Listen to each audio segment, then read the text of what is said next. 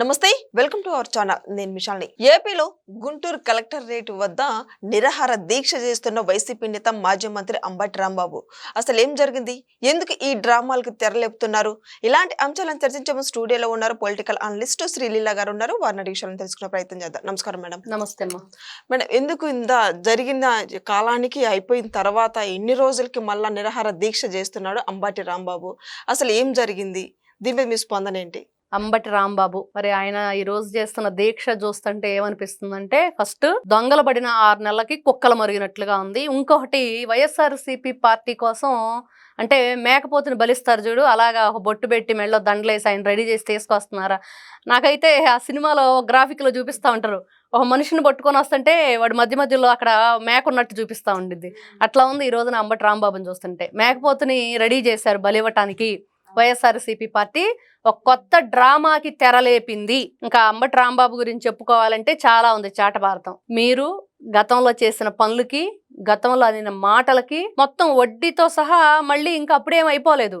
అంబటి రాంబాబు ఏదో మా ఇంటి మీద దాడి చేశారు అని అంటున్నాడు. ఎందుకు చేశారు అనేది కూడా చెప్పాలిగా. నువ్వేం మాట్లాడావు, ఎందుకు అలా ఆ రోజున నువ్వు రెచ్చగొట్టే విధంగా నీ వ్యాఖ్యలు ఉన్నాయి. మరి దాంతో ఊరుకోకుండా ఇంటికి పోయి కుక్కలు నక్కలు అంటూ కూడా చాలా మాటలు పేలాడు. మరి అందుకనే కదా ప్రజలు తిరగబడ్డారు. మహిళలందరూ ఒకటే కోరారు. మహిళల పట్ల ఆ రోజు నుంచి ఈ రోజు చూస్తున్నాం. అధికారంలో ఉన్నప్పుడు అదే బడి, అధికారం కోల్పోయాక కూడా అదే బడి. మార్పు రాదా? మరి అలాంటి వ్యక్తులకు ఎలా బుద్ధి చెప్పాలి? ఇలానే బుద్ధి చెప్పాలి. కాబట్టి అంబటి రాంబాబు గుర్తుపెట్టుకో, ఈ రోజున నా ఇంటి మీద దాడి చేశారు అంటున్నావు కదా, ఎన్ని రోజులైంది దాడి చేసి? మరి నిన్నెందుకు అరెస్ట్ చేశారు? ప్రజలు దాడి చేస్తే తప్పు ఎవరిది? ప్రజాస్వామ్యం అంటే ఏంటో ప్రజలు నిరూపించారు ఆ రోజున. అది గుర్తుపెట్టుకోవాలి. మహిళల పట్ల అసభ్యకరమైన వ్యాఖ్యలు వీళ్ళకి వెన్నతో పెట్టిన విద్య అయిపోయింది వైఎస్ఆర్సీపీ పార్టీ వాళ్ళకి. తల్లి లేదు, చెల్లి లేదు, నీ పార్టీ నాయకుడికి అసలు బుద్ధే లేదు. ఎవరిని ఏ విధంగా మాట్లాడాలి, ఏ విధంగా ప్రవర్తించాలనేది మర్చిపోయి బరి తెగించి కొవ్వు బట్టి కొట్టుకుంటున్నారు చెప్పాలంటే. ఈ రోజున మహిళలంటే ఏంటి? అమరావతి రైతుల్ని, మహిళల్ని వేసేల రాజధాని అన్నప్పుడు మరి ఇంకా మహిళలు సరిగ్గా ఆ రోజున వాళ్ళ ఉగ్ర రూపాన్ని చూపించలేదు. ఖచ్చితంగా. ఎందుకంటే మరి ఆ రోజున నాయకులు కానివ్వండి, అక్కడ ఉన్న పెద్దలు కానివ్వండి, శాంతి అని చెప్పి ఆపారు కాబట్టి ఆగారు. లేకపోతే మరోసారి నవరాత్రుల్లో కాళికా అమ్మవారు ఎలా ఉండిద్దో అలా చూపించేవాళ్ళు. ఒక కాళికాదేవి ఎలా ఉండిద్దంటే మరి రాష్ట్రం అంతా కాళికాదేవులు ఎలా ఉంటారో ఒకసారి మళ్ళీ రుచి చూడాలని ఉందా అంబటి రాంబాబుకి? మరి అంతే కదా. సీఎం చంద్రబాబు నాయుడు గారి మీద, లోకేష్ గారి మీద, పెంబసాని చంద్రశేఖర్ గారి మీద, వీళ్ళ ముగ్గురి మీద విమర్శిస్తూ మాట్లాడుతున్నారు. నేను వీళ్ళని వదలను, మా ఇంటి మీద దాడి చేసే వాళ్ళని ప్రతి ఒక్కరిని ఎవరిని వదలను అని వ్యాఖ్యలు చేస్తున్నారు. దీని మీద మీ స్పందన ఏంటి? వాళ్ళు ఏం చేశారు? పెమ్మసాని గారు ఏం చేశారు మధ్యలో? పెమ్మసాని గారి పేరెందుకు? ఈ రోజున పెమ్మసాని గారు ఆ మధ్య విన్నాం పదే ఈ ఎవరైతే ఈ జగన్మోహన్ రెడ్డి గారి గురించి కానీ, ఈ అంబటి రాంబాబు, ఈ వైఎస్ఆర్సీపీ పార్టీ వాళ్ళ గురించి ఆయన చెప్తున్నాడు. ఈ విధంగా గతంలో చేశారు, ఇప్పుడు మీకు 11 వచ్చినాయి, అయినా కూడా మీరు ఈ విధంగా మాట్లాడుతున్నారని. కానీ అసలు పెమ్మసాని చంద్రశేఖర్ గారు వీళ్ళ మాటలు లెక్క కూడా చేయరు. అసలు పట్టించుకోవాల్సిన అవసరమే లేదంటారు ఆయన. ఎందుకంటే ఆయన హోదాకి, ఆయన హుందాతనానికి, ఆయన చేసే రాజకీయానికి వీళ్ళకి ఎక్కడా కూడా సంబంధమే లేదు. నక్కకి నాగలోకానికి ఉన్నంత తేడా ఉంది. గుర్తుపెట్టుకోవాలి. పదే ఆయన పేరెత్తి వీళ్ళ పొరు వీళ్ళే తీసుకోవటం. మరి అంతే కదా. ఆయన అసలు లెక్క చేయట్లేదు. చాలా సందర్భాల్లో చాలా వీడియోలు ఉన్నాయి. నేను అసలు పట్టించుకొని మీ మాటలు, అసలు సమాధానం చెప్పాల్సిన అవసరమే లేదంటున్నారు. దాన్ని బట్టి వీళ్ళు అర్థం చేసుకోవాలి. అరే అసలు మా మాటలకు ఆయన స్పందించట్లేదు ఏంటా అని చెప్పేసి వీళ్ళకి తలగొట్టేసినట్లు ఉండాలి. అది మానేసి ఈ రోజున ఎన్ని రోజుల క్రితం నీ ఇంటి మీద దాడి జరిగింది, ఎందుకు జరిగింది, జరిగిన తర్వాత నీ పరిస్థితి ఏంటి? వెళ్ళి ఆ రోజున బాత్రూంలో దాక్కున్నావు బయటికి రాకుండా. పోలీసులు వచ్చేసి స్పెషల్ ఫోర్స్ వాళ్ళు వచ్చి నిన్ను ఇంకా ఏదో ఒక గ్రామ సింహాన్ని తీసుకెళ్ళినట్టు జాగ్రత్తగా తీసుకెళ్లారు. వెళ్ళిన తర్వాత రాజమండ్రి సెంట్రల్ జైలు నుంచి నువ్వు మళ్ళీ ఏం చేసావు? మరి ఆ రోజు ఏమైనా పోరాడావా? ఆ రోజు ఏమైనా నీ దీక్షని మరి మొదలు పెట్టావా? కాదు కదా. అక్కడి నుంచి ఆ నైట్ ఎవరింట్లోనో ఉండి రాజమండ్రిలో మరి రాజా వాళ్ళ ఇంట్లో ఉన్నాడు. అక్కడి నుంచి మళ్ళీ మార్నింగ్ మళ్ళీ అక్కడి నుంచి ఏదైతే ఈ ర్యాలీగా అని చెప్పేసి వచ్చాడు. మరి అప్పుడు గుర్తుకు రాలేదా వీళ్ళ మీద నేను నిరసన తెలియజేయాలని? అంటే ఈ రోజున ఎవరి స్క్రిప్ట్ ప్రకారం నువ్వు ఈ కార్యక్రమాన్ని మొదలుపెట్టావు? దేనికోసం మొదలుపెట్టావు? ఎవరు ఈ డ్రామా ఆడిస్తున్నారు? ఎందుకు ఆడిస్తున్నారు? దీని వెనక ఎవరు కుట్ర పన్నుతున్నారు? ఈ రోజున వాళ్ళకి ఏం చెయ్యాలో అర్థం కాక ఇలాంటివన్నీ కూడా ఈ గుంటనక్క జిత్తులు మారి వేషాలన్నీ వెయ్యాలి. ఏ విధంగా రాష్ట్రాన్ని ఏదో ఒక విధంగా ఏమంటారు, ఈ అసాంఘిక కార్యకలాపాలకు తెరలేపాలి. అనే ధ్యేయంతోనే వీళ్ళు చేస్తున్నారు తప్పించి వీళ్ళకంటూ ఒక పరువు, వీళ్ళకి అసలు ఉంటేగా పరువు అంటే, పరువు ప్రతిష్టలు ఉన్నవాళ్ళు, మానం మర్యాద ఉన్నవాళ్ళు ఎవరు కూడా ఒక గౌరవ సభలో, ఒక నిండు అసెంబ్లీలో 151 మంది ఎమ్మెల్యేలు ఉన్నారు. ఎంత గౌరవంగా ప్రజాస్వామ్యాన్ని కాపాడుకుంటూ ప్రజలకు అండగా నిలబడుతూ ఉండాల్సిన మీరు ప్రజల హక్కుల్ని కాలరాశారు, ప్రజల సొమ్ముని దిగమింగారు.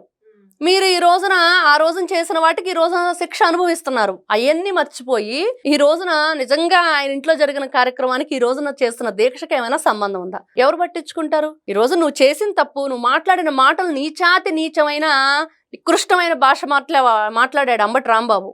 అవన్నీ మర్చిపోయి నారా లోకేష్ ఏం చేశాడు, నారా చంద్రబాబు నాయుడు ఏం చేశాడు, పెమ్మసాని చంద్రశేఖర్ ఏం చేశాడు? ఇప్పుడు వాళ్ళ మీద ఏంటి నీకు కక్ష? అంటే ఈ రోజున ఎవరైతే నీ ఇంటి మీద దాడి చేశారో, నువ్వు ఏం మాట్లాడితే చేశారో ఎవరో కూడా ఇప్పుడు తట్టుకోలే. ఇప్పుడు నువ్వు ఆ రోజున జగన్మోహన్ రెడ్డి స్వయంగా మా వాళ్ళకి బీపీలు వచ్చినాయి అన్నాడు. ఈ రోజున నారా చంద్రబాబు నాయుడు గారి కానీ, పెమ్మసాని చంద్రశేఖర్ కానీ, లేకపోతే నారా లోకేష్ గారు కానీ వీళ్ళెవరు చెప్పలేదే జనాలకు బీపీలు వచ్చినాయి, అందుకనే వాళ్ళ హైపర్ టెన్షన్ అంతా నీ మీద చూపించారని చెప్పలేదు కదా, ఎవరు మాట్లాడలేదు. ఇలాంటివి చేయటం కరెక్ట్ కాదు. కాకపోతే ప్రజలు మరి సహనాన్ని కోల్పోతాం.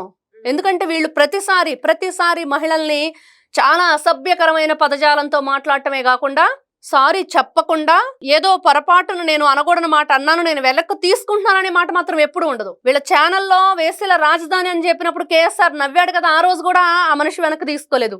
ఏం చేయాలి? వీళ్ళని ఏ మెట్టితో కొట్టాలి? మీరు మహిళలు అంటే అంత ఇదిగా ఉందా?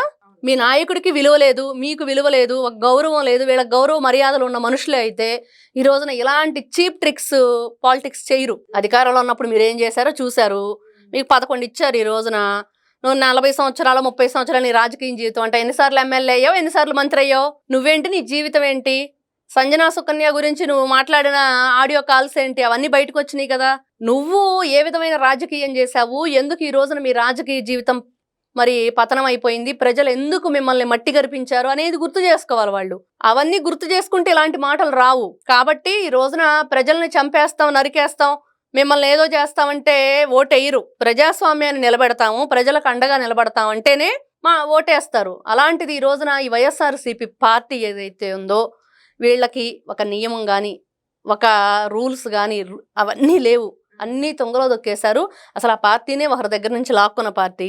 జగన్మోహన్ రెడ్డి ఆలోచన విధానం ఏంటి? ఆయన మరి జైల్లో ఎన్ని నెలలు ఉన్నారు, ఎన్ని సంవత్సరాలుగా బెయిల్ మీద ఉన్నారు, వీళ్ళ రాజకీయ చరిత్ర ఏంటి, వీళ్ళ రక్త చరిత్ర ఏంటి అని చెప్పుకోవడం కరెక్ట్ రాజకీయ చరిత్ర కన్నా కూడా. ఎందుకంటే వీళ్ళకి రాజకీయ చరిత్ర కన్నా రక్త చరిత్ర ఎక్కువ ఉంది. మరి అలాంటి రక్త చరిత్ర ఉన్న వీళ్ళు ఈ రోజున మరి కొత్తగా ఉంది. అసలు అంబటి రాంబాబు చాలా కామెడీ పీస్ అయిపోయాడు. మొన్న చూస్తే ఆ వీరమల్లో రాచమల్లో ఆయన వచ్చి పిచ్చి మాటలు మాట్లాడాడు, చాలా పిచ్చి మాటలు మాట్లాడాడు. అంతా నీకు అంటే కొవ్వు పట్టిందనే చెప్పాలి వీళ్ళకి. అమరావతి అంటే ఏమనుకుంటున్నారు? అంతా వాళ్ళకి ఉక్రోషం తట్టుకోలేక, వాళ్ళు ఏం మాట్లాడాలో అర్థం కాక వాళ్ళకు వాళ్ళే ఒక క్రాస్ చేసి వచ్చేసారనమాట లైన్. ఇంకా అంతగా దిగజారిపోయిన తర్వాత ఎలా ఊరుకుంటారు ప్రజలు? బుద్ధి చెప్తారు ఖచ్చితంగా. ఈ రోజున దాన్ని ఏదో వేరే ఒక దాన్ని డైవర్షన్ చేయడం కోసం అంబటి రాంబాబు ఇవాళ కొత్త డ్రామా మొదలుపెట్టాడు. జగన్మోహన్ రెడ్డి ఆదేశాల, సజ్జల రామకృష్ణారెడ్డి ఆదేశాల, మరి ఎవరి ఆదేశాలతో ఈ రోజున అంబటి రాంబాబు ఇలాగా అమ్మవారి జాతరలో మేకపోతలా రెడీ అయ్యాడు. మరి అలానే ఉన్నాడు ఇవాళ. మరి వీళ్ళు రపరప బ్యాచ్ అంటే మరి జగన్మోహన్ రెడ్డి వాళ్ళ పార్టీ కోసం ఇట్లాంటి వ్యక్తుల్ని బలి చేయబోతున్నాడు అన్నట్లుగా ఈ రోజున జోకర్లా మిగిలిపోయాడు. ఒక కామెడీ పీస్ అయ్యాడు అంబటి రాంబాబు. సంబరాల రాంబాబుగా ఈ రోజున కరెక్ట్ వేషధారణ చేశాడు. ఇంకా అంతకుమించి ఎవరు ఏం మాట్లాడుకోవటానికి లేదు. ఆయన గురించి తగ అమ్మో ఏందో నిరాహార దీక్ష చేస్తున్నాడు అంటే భయపడాల్సిన అవసరం అంతకంటే లేదు. చేయమనండి, ఎన్ని రోజులు చేస్తాడు? ఆయన చేసిన పనులేంటి, మాట్లాడిన మాటలేంటి, ఈ రోజు చేస్తున్న దీక్ష ఏంటి, ఎన్ని రోజుల క్రితం జరిగింది, ఇప్పుడు ఎందుకు వస్తున్నావు? ఈ రోజున పోలీసులు 4 పీకి లోపలేయాల, వెళ్ళి నువ్వు ఇక్కడ కూర్చోడానికి వీల్లేదు, పద నీకు వేరే ప్లేస్ ఉంది అక్కడ కూర్చోబెడతామని చెప్పి తీసుకెళ్లి కూర్చోబెట్టాల. అప్పుడు తెలుస్తుంది వీళ్ళకి. ప్రతి ఒక్కరిని అలానే చెయ్యాలి. ఏంటిది ఇష్టానుసారంగా ఎవరికి వాళ్ళు రోడ్డెక్కేసి మా వాక్ స్వాతంత్రం ఉంది, మాకు స్వేచ్ఛ ఉంది, మేము ఎలా అంటే అలా చేస్తామంటే కుదరదు కదా. ఒక రాష్ట్రంలో అక్కడికి వచ్చే కంపెనీలు కానివ్వండి, అక్కడ ఏదైతే నూతనంగా మనం నిర్మించుకుంటున్నాం రాజధాని కానివ్వండి, వీటన్నిటికీ మంచి వాతావరణం ఉండాలి. శాంతి భద్రతల మధ్య మన ఏదైతే యువతను కానివ్వండి, మన రాష్ట్ర ప్రజలు కానివ్వండి మంచిగా మనం కాపాడుకోవాలంటే ఇట్లాంటి దుష్ట శక్తుల్ని వెంటనే అరెస్ట్ చేసి లోపలేయాలి. అప్పుడే వీళ్ళకి తిక్క కుదురుతుంది అనేది మాత్రం క్లియర్గా అర్థమవుతుంది. నమస్కారం మేడం. నమస్తే అమ్మా.